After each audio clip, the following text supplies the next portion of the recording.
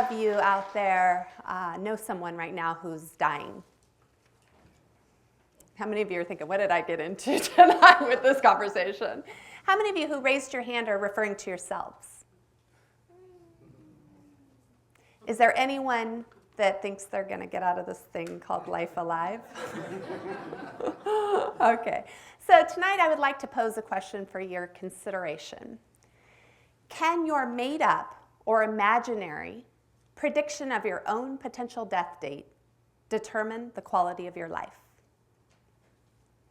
I grew up on extremely contaminated property. It was so contaminated that literally the air above the soil was contaminated, if you can believe that. And I was probably around 8 or 9 years old at the point that my father died suddenly of lymphoma cancer. He never knew why he got sick. His birthday was yesterday, actually, ironically.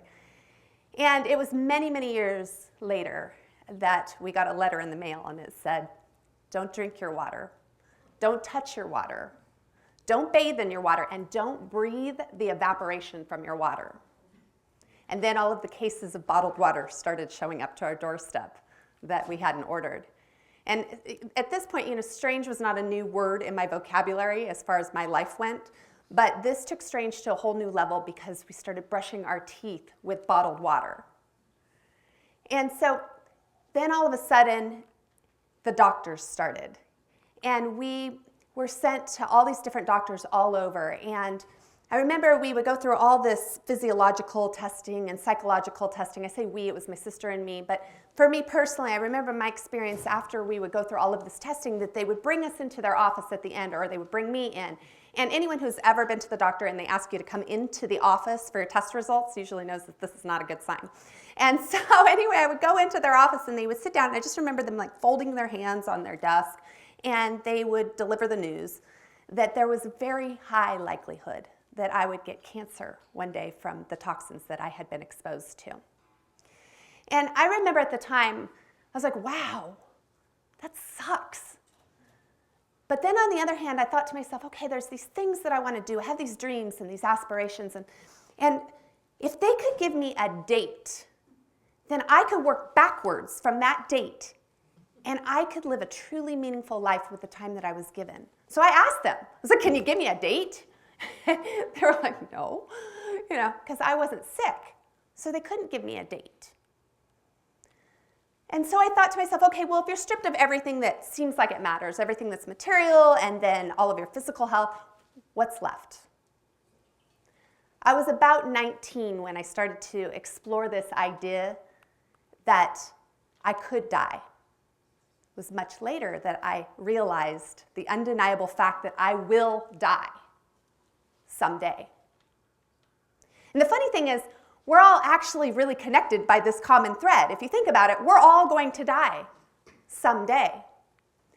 And it's interesting because right now, in fact, while we're in here spending time together, according to the Worldometers, and if you don't know what that is, basically what it is this website that brings in all of this reliable statistical data that gives you real-time stats on what's happening right now. So births, deaths, and how many mobile phones are being bought. I mean, everything.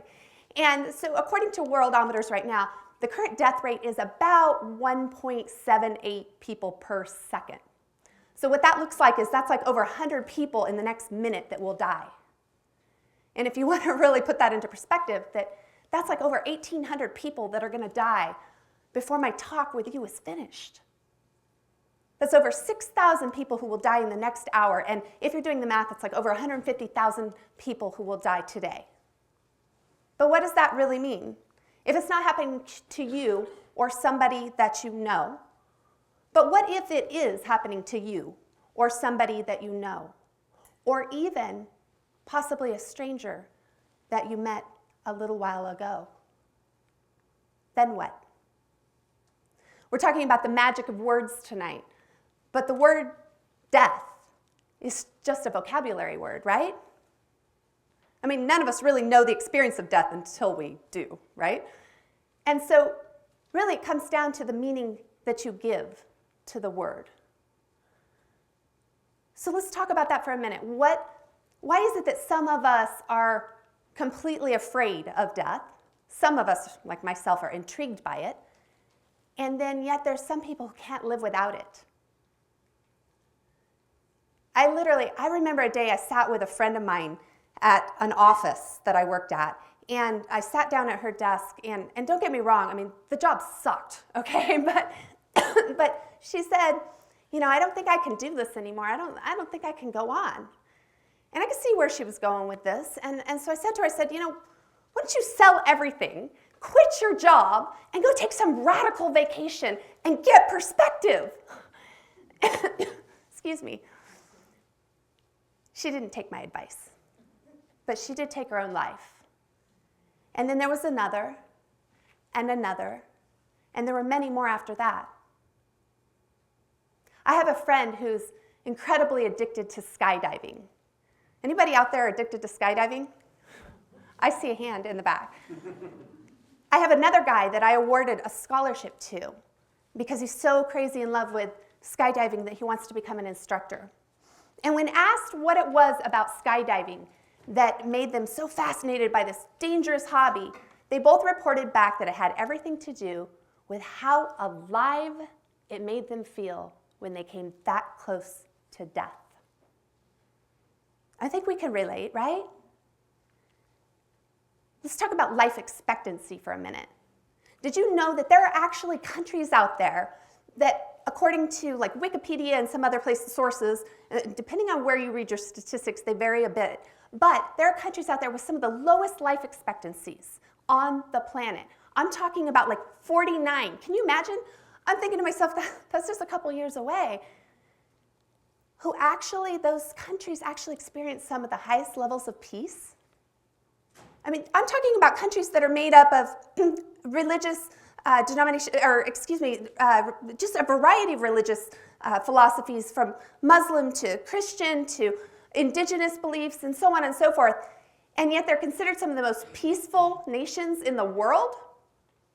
Why is that? Now, it's not all of them, don't get me wrong, but I have to wonder that for those that experience those high levels of peace with these low life expectancies, is it possible that they think to themselves, wow, my time on this planet is only so much. Is it worth it to go and be a nag or whatever the case might be? Is it, or does it inspire them to live with more tolerance, more acceptance?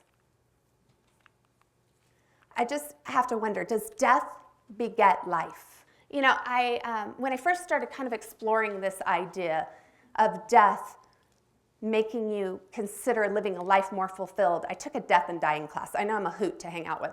But my husband took this class with me. In fact, let me just sidestep for a second, tell you a little bit about my husband, because this is kind of funny, and since I'm going to tell this story, it makes me think of him. So 2 days ago, I sort of pinned my husband in the kitchen, and he was having coffee in the morning.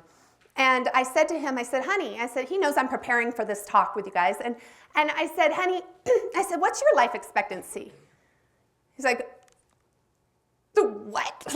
And he literally started to shut down before my eyes. Like, if he could have run out of the kitchen, he would have run, but I had him backed against a wall. And so I did what any good wife would do. I pressed him. I'm like, honey, I want to know. You know I'm about to do this talk, and you know that I study this. I need to know, how long are you going to live? I said, give me your imaginary date. And he was like, ah. So he's like, okay, well, based on, my grandparents living this long and yada, yada, yada. He's like, 112. I said, okay. I said, 112, so have you remarried? And he said, no, my 113-year-old wife is standing there with me. And so now it's not unreasonable that he could live to be that age, but I was laughing. I was like, yeah, that's not going to happen. But then I pushed him a little more, and I said, so honey, let's say it's your birthday. You're 112. I said, who's there with you? Look around. I want to know, because I'm not there with you. I guarantee it. I said, but tell me who's there with you. So he started to think about it. And then yesterday, I'm at the airport between different flights on my way here. And I get the most beautiful text from him. And it says, honey, he says, you can relax now. He said, you're going to change the world with this idea. He said, you inspired me. You completely changed my way of looking at things. And I was like, oh my gosh, the pressure, and I was crying on the plane, it was ridiculous. But anyway, so back to this death and dying class. So we take this class, and although the class itself was quite fascinating, what really struck me as the most interesting actually came from the breakout groups that we had with the elderly. And it was like groups, individuals, and really what was so fascinating is that they had no fear whatsoever of death. In fact, they completely embraced it. Their only priority was to prepare for it. Only their seeming source of sadness came from the fact that they also wanted to talk about it. And they couldn't, because their loved ones were like, la la la la, Mom, stop, you're not gonna die, don't talk to me about this, Dad, whatever. They just want to talk about it. What's your relationship with the word death? I want to ask you a few questions, and I just want you to take a moment and just really think about them for a second and ponder them, if you will. And if you want to close your eyes or whatever it is that makes this feasible for you to really kind of partake in this, then feel free, please. So if you knew you would die tomorrow, who would you want by your side? If you knew you were going to die in 1 week, what's the first thing that you would do right now?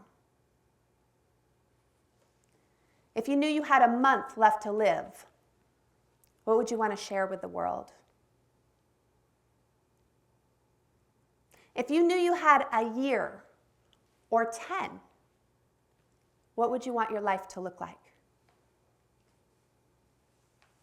If you had 20 or more years left to live, what's the first thing that you would do right now towards living a more meaningful life? Our date may be unknown, but our fate is set in stone. Should this be feared, or should this be embraced? Should this be suppressed, or should this be honored? Look, to accept death as a common thread between us is to accept our complete likeness in a way that we can let go of all judgment and scrutiny. To accept death as a common thread between us is to choose a life worth enjoying, a life worth fulfilling, and a life worth extraordinary endeavors.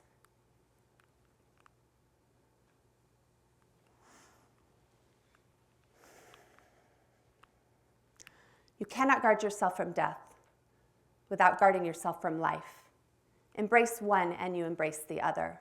Look, I'm just going to tell you this. It's scary to come up here. I am fearful that I could forget everything that I want to say. I worry about, tripping and falling. I mean, all the things. It's frightening to be a human being. But when you realize that you have a finite amount of time in this body, you begin to realize that you can unlearn all the stuff you learned in school, and you can begin to understand that you matter in ways that you maybe don't realize. Like, everything you do matters. Everything that you view matters. Your point of view matters. And the people you love matter. Your community matters. And strangers matter. Since I've been exploring this idea, and since I've accepted that I'm absolutely going to die one day, I have realized that, somebody's judgment of me or their rejection of me maybe gives them a feeling of control in a world that is seemingly out of control, and it is no longer personal. I leave you with this, a poem about mortality. I once was afraid of my own shadow, but then I was walking by. I took a look, and suddenly, out came a revealing sigh. For it was no longer scary. I realized it was nothing more than a beautiful image of me painted upon the door. And then it moved, and on we went. 2 peas in a pod the same. No longer was I scared. My companion it became. Thank you.